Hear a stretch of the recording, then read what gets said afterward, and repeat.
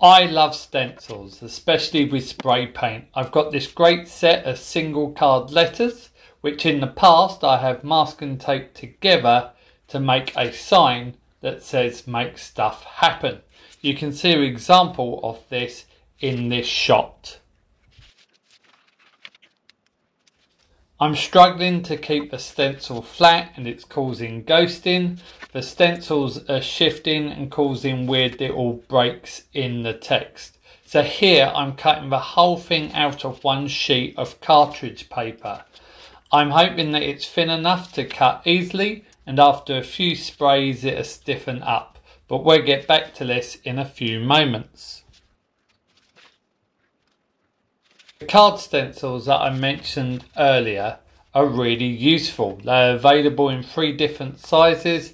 I've sprayed and marked boxes for a company that does science shows in schools. I've used Sharpie markers, paint pens, sponges and paint to create signs.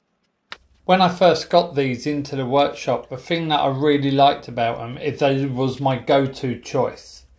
They are a standard workshop text, so I have no other choices. That's a little bit of a lie. I do have a different typeface set, but these are my go-tos. In the old style of printing, you used to have to set up a block with the individual metal letters.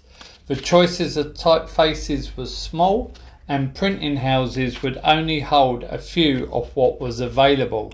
No programs like Word with its thousands of fonts, all available in bold, italic and any size you choose at a click of a button.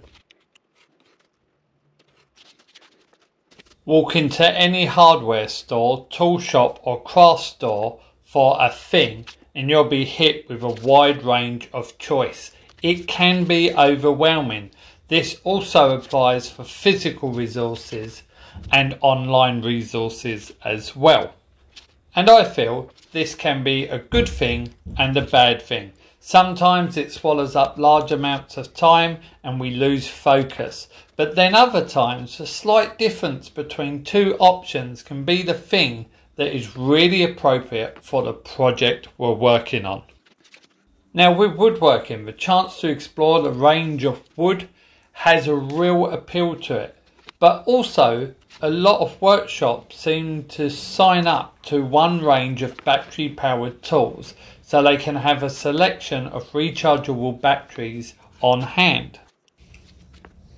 But stencils are a great choice for me because it fits my aesthetic and standardises the text in my workshop. There is part of me that would like to standardise other parts of my workflow, like using certain thicknesses of plywood, having limited metal materials on hand, having a limited choice of fixture and fittings, as well as a limited colour palette. Yes, it does take the fun out of exploring new materials and trying new things. However, it has a benefit of having a large amount of materials on hand, the challenge of using only those to achieve a goal. It also goes towards having a recognisable design aesthetic. Okay, things are looking good. What colour shall I paint this?